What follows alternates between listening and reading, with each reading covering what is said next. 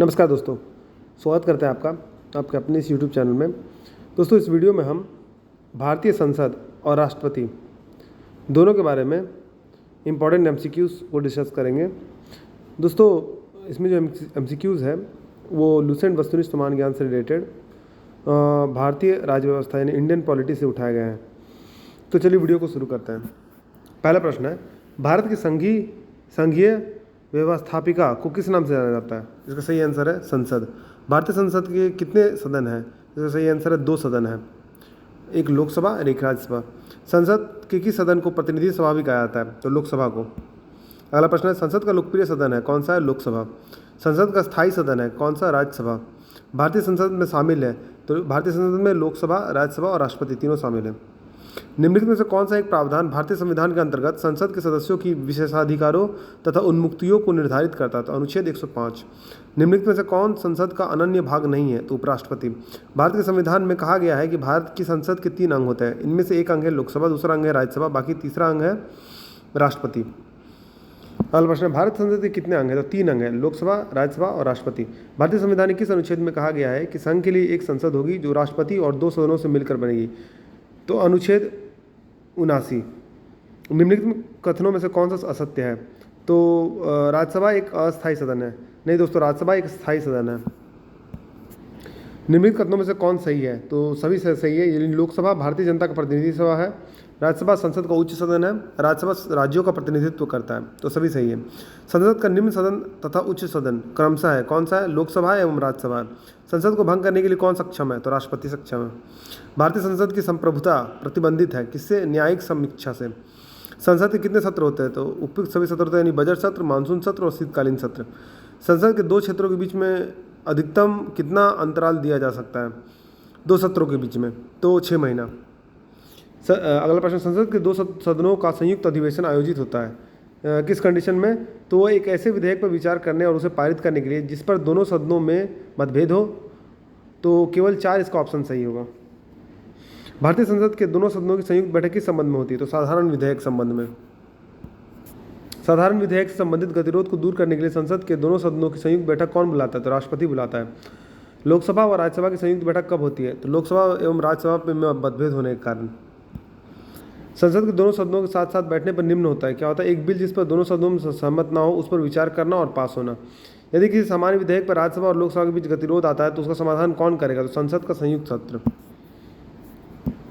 अगला प्रश्न, स्वतंत्र भारत के संसदीय इतिहास में अभी तक कितनी बार संयुक्त बैठक अधिवेशन बुलाई गई? तो 3 बार।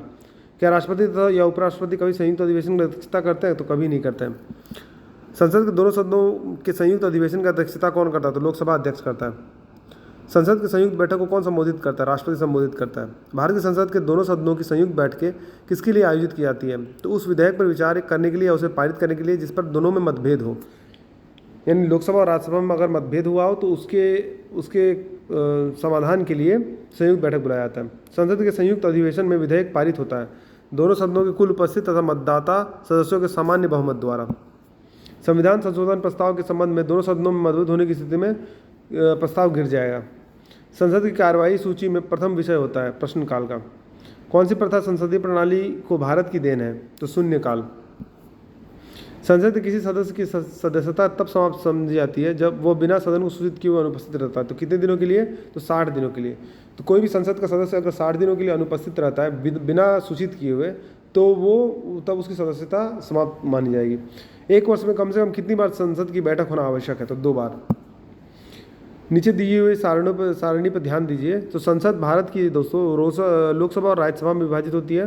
राज्यसभा में 225 से अनधिक सदस्य होते हैं जिसमें 12 नाम निर्देशित होते हैं और 238 से अनधिक राज्यों और संघ राज्य के क्षेत्रों का प्रतिनिधित्व करते हैं। और दूसरी लोकसभा में 552 के से ज़्यादा अनधिक सदस्य होते हैं। इसमें 530 से अनधिक राज्यों के प्रतिनिधि और 2 अनधिक नाम निर्देशित एंग्लो इंडियन के होते हैं। और दूसरे वर्ग में कौन सा आता है दोस्तों? तो दूसरे वर्ग में जो 20 और सदस्य होते हैं वो होता है संघ राज्य क्षेत्र से 20 से अधिक अनधिक प्रतिनिधि। यानी 552 में 530 राज्यों के प्रतिनिधि और 2 एंग्लो इंडियन, और जो 20 होते हैं वो संघ राज्य क्षेत्र के 20 से अधिक अनधिक प्रतिनिधि होते हैं। तो सी इसका सही आंसर है। भारत के संविधान में निम्नलिखित में से क्या कथित है? तो राष्ट्रपति संसद के किसी भी सदन का सदस्य नहीं होगा और संसद राष्ट्रपति और दोनों सदनों से मिलकर बनेगी, तो केवल दूसरा सही है।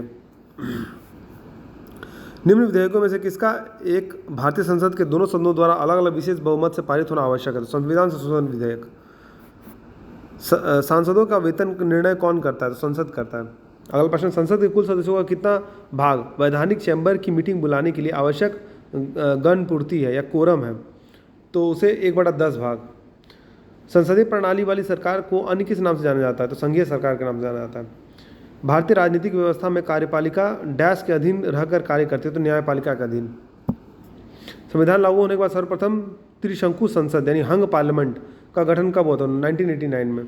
अस्थायी संसद भारत में कब तक अस्तित्व में रही? तो 17 अप्रैल 1952।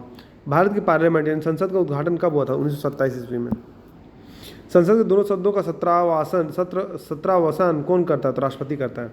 संसद के किन सदस्यों को गैर सरकारी सदस्य कहा जाता है? तो मंत्री के अलावे अन्य प्रत्येक सांसद को। भारत सरकार के निर्णयानुसार संसद का एक सदस्य अपने क्षेत्र के विकासात्मक कार्यक्रमों के हेतु कितनी राशि खर्च कर सकता है? तो 5 करोड़। किसी संसद सदस्य की अयोग्यता के संदर्भ में निम्न में निर्णय कौन करता है? तो राष्ट्रपति। भारत की संचित निधि से धन निर्गम पर किसका नियंत्रण है? तो संसद का नियंत्रण है। दोस्तों आइए अपन लोग राष्ट्रपति के बारे में कुछ जानते हैं। तो पहला प्रश्न, भारत के राष्ट्रपति की तुलना में निम्नलिखित में से किसे करना सबसे सर्वाधिक उचित है? तो ब्रिटेन के सम्राट से। भारत में कार्यपालिका का अध्यक्ष कौन होता है? राष्ट्रपति होता है। अगला प्रश्न है, संघ की कार्यपालिका शक्ति निहित है किसमें? राष्ट्रपति में। भारत का राष्ट्रपति राज्य का प्रधान है। अगला प्रश्न है, भारतीय संविधान के अनुसार देश का प्रथम नागरिक कौन होता है? राष्ट्रपति होता है। अगला प्रश्न है, भारतीय संविधान के अनुसार संघ की कार्यपालिका शक्तियाँ किसमें निहित होती है? तो राष्ट्रपति में। भारतीय संविधान के अनुसार देश की तीनों सेनाओं का अध्यक्ष यानी सुप्रीम कमांडर कौन होता है? राष्ट्रपति होता है। अगला प्रश्न है, भारत का राष्ट्रपति होता है क्या होता है? राज्य का संवैधानिक अध्यक्ष होता है। भारतीय सशस्त्र सेनाओं का सर्वोच्च कमांडर कौन होता है? राष्ट्रपति होता है। भारत के राष्ट्रपति के लिए आवश्यक योग्यता नहीं है। कौन सा? वो संसद के किसी सदन का सदस्य हो, ये योग्यता नहीं है। तो उसमें योग्यता क्या क्या है दोस्तों? वो भारत का नागरिक हो, वह 35 वर्ष से अधिक आयु का हो और उसमें लोकसभा के सदस्य के लिए निर्धारित सभी योग्यताएं हों। भारत के राष्ट्रपति निर्वाचित होने के पात्र बनने के लिए किसी व्यक्ति की आयु पूर्ण होनी चाहिए 35 वर्ष। राष्ट्रपति पद के उम्मीदवार के लिए अधिकतम आयु कितनी होनी चाहिए? आयु की कोई सीमा नहीं है। एक व्यक्ति राष्ट्रपति के पद के लिए अधिकतम कितनी बार निर्वाचित होता है? कोई सीमा नहीं है इसमें दोस्तों। राष्ट्रपति का निर्वाचन किस प्रकार से होता है? अप्रत्यक्ष रूप से होता है। राष्ट्रपति पद के निर्वाचन हेतु कौन सी पद्धति अपनाई जाती है? तो समानुपातिक प्रतिनिधित्व एवं एकल संक्रमणीय मत पद्धति। राष्ट्रपति पद के चुनाव के संबंधित विवाद को किसे निर्देशित किया था? तो उच्चतम न्यायालय को। राष्ट्रपति के चुनाव के लिए प्रस्तावक एवं अनुमोदकों की कम से कम कितनी संख्या होनी चाहिए? तो 50-50 होनी चाहिए, यानी 50 प्रपोजल होना चाहिए और 50 उसके अगेंस्ट होने चाहिए, तो 50-50 होते हैं। भारत का राष्ट्रपति निर्वाचित होने के लिए निम्न से कौन सी बात की अयोग्यता मानी जाएगी? तो कोई लाभ का पद ग्रहण किए हो, ये उसकी अयोग्यता हो जाए, यानी लाभ के पद पे वो नहीं होने चाहिए। भारत में राष्ट्रपति का चुनाव किया जाता है तो एकल हस्तांतरित मत पद्धति द्वारा। अगला प्रश्न, राष्ट्रपति पद का चुनाव संचालित किया जाता है निर्वाचन आयोग के द्वारा। भारत में किसके चुनाव में अनुपातिक प्रतिनिधित्व चुनाव प्रणाली अपनाई जाती है? तो राष्ट्रपति के चुनाव में। राष्ट्रपति चुनाव संबंधी मामले किसके पास भेजे जाते हैं? उच्चतम न्यायालय के पास। किस अनुच्छेद के तहत राष्ट्रपति तथा उपराष्ट्रपति के निर्वाचन से संबंधित विवाद का निर्णय उच्चतम न्यायालय द्वारा करने का प्रावधान संविधान में किया गया? तो अनुच्छेद 71 के द्वारा। राष्ट्रपति पद के उम्मीदवारों को चुनाव प्रचार हेतु कितना समय मिलता है? तो 2 सप्ताह। भारत के राष्ट्रपति का चुनाव कितने वर्षों के लिए होता है? तो 5 वर्षों के लिए होता है। किस अनुच्छेद के तहत राष्ट्रपति अपने पद ग्रहण करने की तिथि से 5 वर्ष की अवधि तक अपने पद पर बना हुआ रहता था? अनुच्छेद 56। अगला प्रश्न, राष्ट्रपति के चुनाव के लिए निर्वाचक मंडल में होते हैं कौन होते हैं? संसद के दोनों सदनों तथा विधानसभाओं के निर्वाचित सदस्य।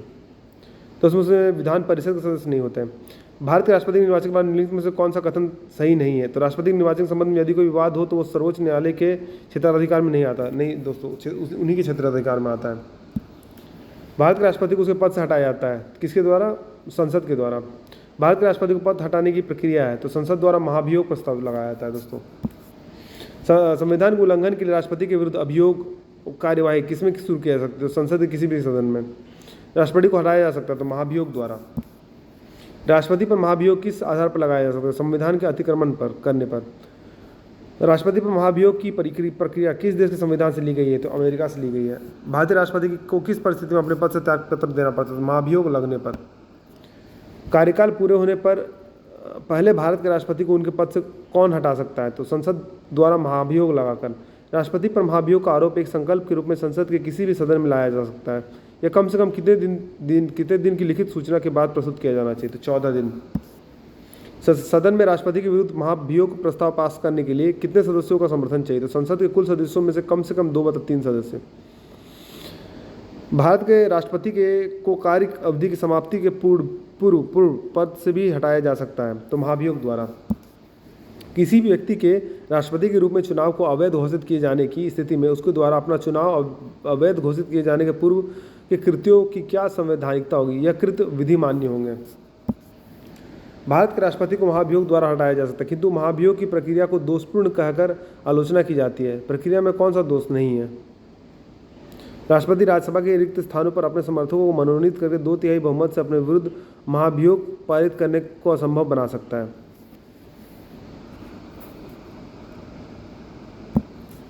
राष्ट्रपति को निम्नलिखित में से कौन से पद और गोपनीयता की शपथ दिलाता है? तो भारत का मुख्य न्यायाधीश। राष्ट्रपति संविधान के किस अनुच्छेद के तहत भारत के मुख्य न्यायाधीशों के समक्ष शपथ ग्रहण करता है? तो अनुच्छेद 60। मुख्य न्यायाधीश की अनुपस्थिति में राष्ट्रपति किसके समक्ष शपथ लेता है? तो सर्वोच्च न्यायालय का वरिष्ठ न्यायाधीश। यदि राष्ट्रपति और उपराष्ट्रपति दोनों देश से बाहर हो तो उस स्थिति में उनके कार्यभार को कौन ग्रहण करेगा? तो सर्वोच्च न्यायालय के मुख्य न्यायाधीश। यदि राष्ट्रपति त्यागपत्र देना चाहे तो वह अपना त्यागपत्र किसे संबोधित करेंगे? तो भारत के उपराष्ट्रपति को। राष्ट्रपति के त्यागपत्र की सूचना उपराष्ट्रपति किसको देता है? तो लोकसभा अध्यक्ष को। एक ही समय में यदि राष्ट्रपति और उपराष्ट्रपति दोनों का पद रिक्त हो जाए तो राष्ट्रपति के कृत्यों का निर्वहन कौन करेगा? तो भारत का मुख्य न्यायाधीश। यदि मृत्यु, त्यागपत्र अथवा हटाए जाने की स्थिति में भारत के राष्ट्रपति का पद रिक्त हो जाए तो उस पद का कार्यभार कौन संभालेगा? तो उपराष्ट्रपति। जब राष्ट्रपति मृत्यु, त्यागपत्र या पदच्युत या अन्य कारणों से अपने कर्तव्य को नहीं निभा सकता तो उपराष्ट्रपति कितने समय तक राष्ट्रपति के रूप में कार्य कर सकता है? तो 6 माह के लिए। निम्नलिखित में से कौन से राष्ट्रपति पूर्व में केंद्रीय गृह मंत्री थे? तो ज्ञानी जेल सिंह। भारत के राष्ट्रपति निर्वाचित होने से पूर्व निम्न में से कौन से उपराष्ट्रपति नहीं थे? तो ज्ञानी जेल सिंह। भारत के चौथे राष्ट्रपति थे कौन? तो वी.वी. गिरी। सबसे लंबे तक भारत के राष्ट्रपति रहे तो डॉक्टर राजेंद्र प्रसाद। भारत का राष्ट्रपति चुने जाने वाले प्रथम गैर कांग्रेसी उम्मीदवार कौन थे? तो वी.वी. गिरी। भारतीय राष्ट्रपति के सर्वसम्मति से चुने जाने तक का अभी तक एकमात्र उदाहरण है तो नीलम संजीव रेड्डी। निम्नलिखित में से कौन कभी भारत का राष्ट्रपति नहीं रहा? तो सी राजगोपालचारी। तो एस राधाकृष्णन, जाकिर हुसैन और ज्ञानी जेल सिंह राष्ट्रपति रहे। स्वतंत्र भारत के प्रथम राष्ट्रपति कौन थे? डॉक्टर राजेंद्र प्रसाद। निम्नलिखित में से कौन लगातार 2 बार राष्ट्रपति रहे? तो डॉक्टर राजेंद्र प्रसाद। भारतीय संविधान का कौन सा अनुच्छेद राष्ट्रपति के पद के लिए पुनर्निर्वाचन की योग्यताएं निर्धारित करता? तो अनुच्छेद 57।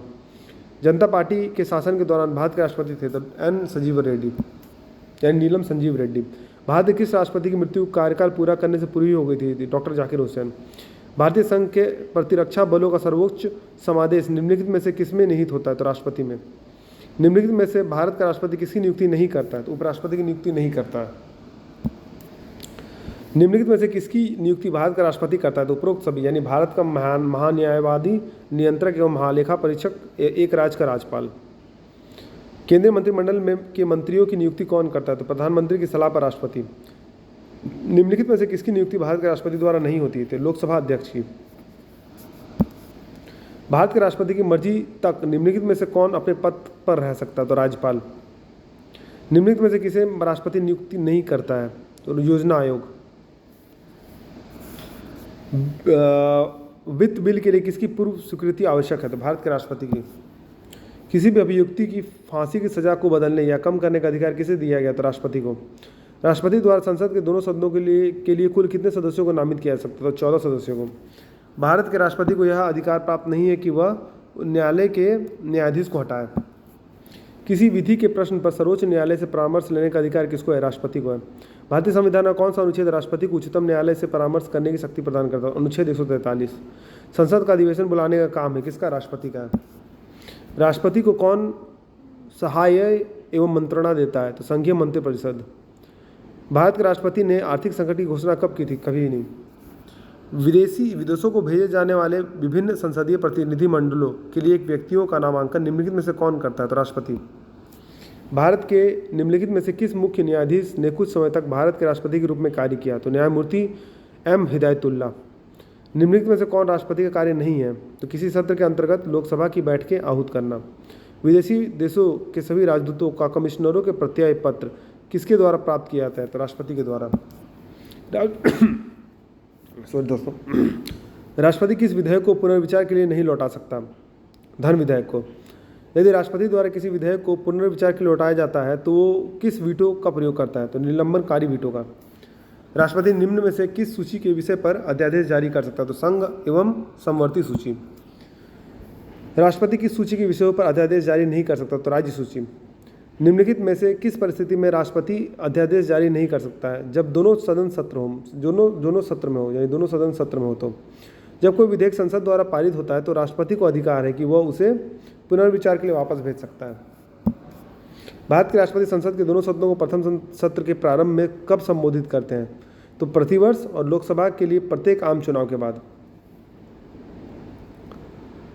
संविधान के अनुच्छेद 124 के अंतर्गत राष्ट्रपति निम्नलिखित में से क्या कर सकता है? तो सर्वोच्च न्यायालय के न्यायाधीशों की नियुक्ति। किसी मृत्युदंड पाए अपराधी को क्षमादान करने की शक्ति निम्नलिखित में से किसको प्राप्त है? केवल राष्ट्रपति को। अप्रत्याशित व्ययों की पूर्ति के लिए निम्नलिखित में से कौन भारत की आकस्मिक निधि से धन निकाल सकता है? तो राष्ट्रपति। निम्नलिखित में से कौन सा अधिकार भारत के राष्ट्रपति को प्राप्त नहीं है? तो उच्चतम न्यायालय तथा उच्च न्यायालय के अधिकारों को हस्तगत करने का अधिकारों को। किन किन परिस्थितियों में राष्ट्रपति संसद का संयुक्त अधिवेशन आहूत कर सकते हैं? तो सभी परिस्थितियों में। इसमें कौन कौन से दोस्तों?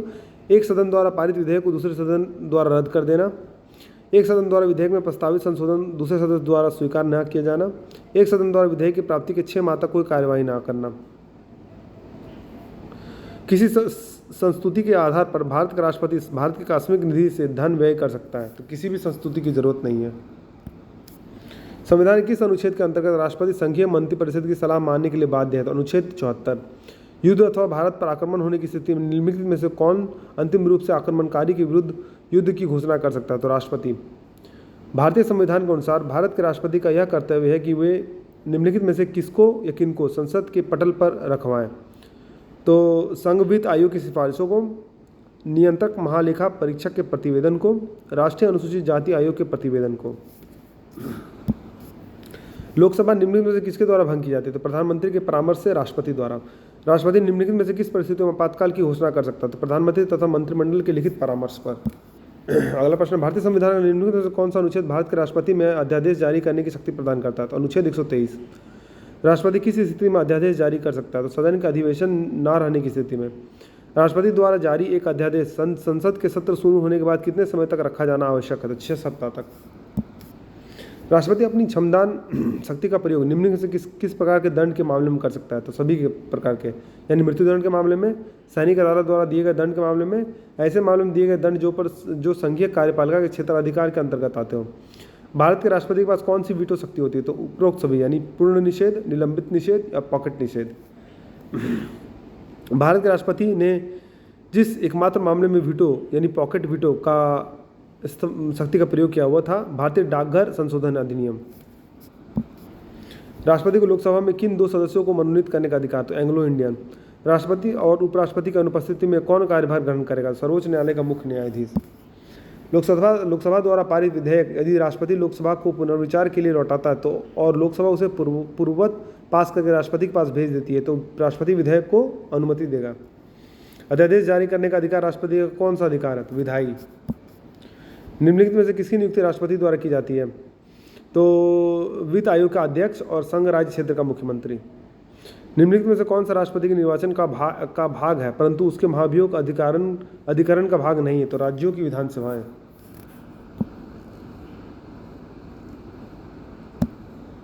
राष्ट्रपति के उम्मीदवार के लिए क्या आवश्यक नहीं है? तो पढ़ा लिखा होना। राष्ट्रपति के निर्वाचन में राज्य का मुख्यमंत्री मतदान के लिए पात्र नहीं होता यदि वो राज्य विधानमंडल में उच्च सदन का सदस्य हो। भारत के राष्ट्रपति के पद से संबंधित निम्नलिखित में से कौन सा कथन सही है? तो राष्ट्रपति को विशेष मामलों में किसी अपराधी को क्षमादान की शक्ति है। राष्ट्रपति अध्यादेश प्रख्यापित तब भी कर सकता है जब संसद सत्र में हो और आपातकाल के दौरान राष्ट्रपति राज्यसभा को भंग कर सकता है। राष्ट्रीय को आंग्ल भारतीय समुदाय से 2 सदस्य या राष्ट्रपति को 2 सदस्य लोकसभा में नाम निर्देशित करने की शक्ति है। तो 2 सदस्य को शक्ति है दोस्तों। और राष्ट्रपति अध्यादेश प्रख्यापित तब भी कर सकता है जब संसद सत्र में हो। ये 2 स्टेटमेंट सही है। भारत एक गणतंत्र है, इसका अर्थ है क्या है? भारत में वंशानुगत शासन नहीं है। भारत में राष्ट्रपति चुना जाता है किसके द्वारा? निर्वाचित सांसदों और विधानसभा सदस्यों द्वारा। भारत के राष्ट्रपति चुनाव में चुनाव मंडल के सदस्य होते हैं। तो लोकसभा के चुने गए सदस्य, राज्यसभा के चुने गए सदस्य और राज्य विधानसभा के चुने गए सदस्य। राज्य विधान परिषद के चुने गए सदस्य उसके सदस्य नहीं होते दोस्तों। राष्ट्रपति के चुनाव में विवाद होने पर किसी सलाह ली जाती है? सर्वोच्च न्यायालय की सलाह। तो सी ऑप्शन सही है। भारत के राष्ट्रपति का प्रतिमाह वेतन कितना? 1,50,000 है। नामांकन के समय राष्ट्रपति पद के उम्मीदवार को जमानत के तौर पर कितना रुपये जमा करना पड़ता? तो 15,000। राष्ट्रपति को पेंशन के रूप में आजीवन कितना रुपये प्रतिवर्ष मिलता है? तो 9 लाख रुपये दोस्तों। भारत का राष्ट्रपति किसका एक अभिन्न अंग है? तो संसद का एक अभिन्न अंग है। एक विधेयक जो संसद में प्रस्तुत किया जाता है कौन सी क्रिया के बाद अधिनियम बन जाता है? जब राष्ट्रपति अपनी सहमति दे देता है। जब राष्ट्रपति एवं उपराष्ट्रपति का पद खाली हो तो भारत के राष्ट्रपति के पद पे कौन होता है? तो भारत का मुख्य न्यायाधीश। भारत के निम्नलिखित राष्ट्रपतियों में कौन एक कुछ समय के लिए गुटनिरपेक्ष आंदोलन के महासचिव भी थे? तो ज्ञानी जैन सिंह। 2 अवधि के लिए भारत के राष्ट्रपति कौन थे? डॉक्टर राजेंद्र प्रसाद। अगला प्रश्न है, भारत के राष्ट्रपति के निर्वाचन संबंधित निम्नलिखित कथनों में से कौन सा कथन सही है? तो 35 वर्ष की आयु से ऊपर कोई भी व्यक्ति भारत के राष्ट्रपति के रूप में निर्वाचित के पात्र, तो यह स्टेटमेंट सही है। भारत का राष्ट्रपति एक से अधिक अवधि के लिए पुनर्निर्वाचन का पात्र है, तो ये भी सही है। कोई व्यक्ति यदि लाभ का पद धारण करता है तो वह राष्ट्रपति के निर्वाचन के लिए पात्र नहीं है, तो ये भी सही है। तो तीनों स्टेटमेंट सही है। लाभ के पद का निर्णय कौन करेगा? तो संघीय संसद करेगा। निम्नलिखित में से किस भौगोलिक क्षेत्र को अनुसूचित क्षेत्र घोषित करने का संवैधानिक अधिकार किसको है? तो राष्ट्रपति को है। भारत का राष्ट्रपति चुना जाता है तो संसद के दोनों सदनों द्वारा निर्वाचित सदस्यों तथा राज्य विधानसभाओं के निर्वाचित सदस्यों द्वारा। इसमें विधान परिषद को कोई जगह नहीं मिलती है। भारतीय गणतंत्र का वो कौन सा राष्ट्रपति जो सदा भारतीय धर्मनिरपेक्षता को सर्वधर्म संभव कहता रहा? तो डॉक्टर एस राधाकृष्णन। भारत सरकार का संवैधानिक अध्यक्ष कौन होता है? तो राष्ट्रपति होता है। भारत के पहले राष्ट्रपति के रूप में डॉक्टर राजेंद्र प्रसाद का चुनाव किया गया था, तो संविधान सभा द्वारा। यदि भारतीय उपराष्ट्रपति अपना पदत्याग करने का निर्णय लेते हैं तो वो अपना त्यागपत्र किसे संबोधित कर लिखेंगे? तो राष्ट्रपति को। भारत के प्रथम राष्ट्रपति कौन थे? तो डॉक्टर राजेंद्र प्रसाद। भारत के राष्ट्रपति निर्वाचित होने की न्यूनतम आयु सीमा क्या है? तो 35 वर्ष है। भारत का राष्ट्रपति अनुपातिक प्रतिनिधित्व पद्धति के अनुसार एकल संक्रमणीय मतों द्वारा निर्वाचित है। इसका निहितार्थ है कि निर्वाचित संसद सदस्यों और राज्य के विधानसभा सदस्यों की मतों की संख्या भिन्न भिन्न होती है। भारत के राष्ट्रपति पर महाभियोग लगाने का अधिकार है संसद के दोनों सदनों को। भारत में राष्ट्रपति राज्यसभा के कितने सदस्यों को मनोनीत कर सकते हैं? 12 सदस्यों को। संविधान के अनुसार निम्नलिखित में से क्या शब्दश भारत के राष्ट्रपति की शक्ति नहीं है? तो संसद के सदनों को संदेश भेजना। राष्ट्रपति के निर्वाचन में भाग लेते हैं कौन? संसद के दोनों सदनों से निर्वाचित सदस्य और राज्यों और केंद्र शासित प्रदेशों की विधानसभाओं से निर्वाचित सदस्य। राष्ट्रपति लोकसभा का विघटन कर सकते हैं तो प्रधानमंत्री की सलाह पर। युद्ध की घोषणा या शांति का फैसला करने कानूनी रूप से सक्षम है तो राष्ट्रपति है। डॉक्टर राजेंद्र प्रसाद कितने वर्ष तक राष्ट्रपति रहे हैं? तो 12 वर्ष तक। इनमें से किसने भारतीय गणतंत्र के 12वें राष्ट्रपति के रूप में कार्य किया? तो प्रतिभा देवी सिंह पाटिल। अगला प्रश्न है, निम्नलिखित में से कौन भारत के राष्ट्रपति के चुनाव में भाग नहीं लेता है? तो विधान परिषद। निम्नलिखित राष्ट्रपति में किस क्रम में उनकी सेवाओं को उनमें निम्नलिखित दिए हुए क्रम सही है उसके रूप में सजाना आपको? तो इसमें दोस्तों नीलम संजीवा रेड्डी, उसके बाद ज्ञानी जेल सिंह, उसके बाद आर वेंकटरमन और डॉक्टर शंकर दयाल शर्मा फिर रहे हैं। दोस्तों अगर आपको ये वीडियो पसंद आया तो वीडियो को लाइक कीजिए, वीडियो को फॉलो कीजिए, चैनल को सब्सक्राइब कीजिए और बेल नोटिफिकेशन को प्रेस कर दिए ताकि इसी तरह का अपडेट्स आपके साथ में साझा करता रहूँ। दोस्तों इस तरह का प्रश्न विभिन्न एग्जामों जैसे एसएससी, बैंकिंग, रेलवेज, डिफेंस और स्टेट पीसीएस एग्जाम्स में बहुत ही महत्वपूर्ण होते हैं। तो वीडियो में बने रहने के धन्यवाद। मिलते हैं आपसे अगली वीडियो में।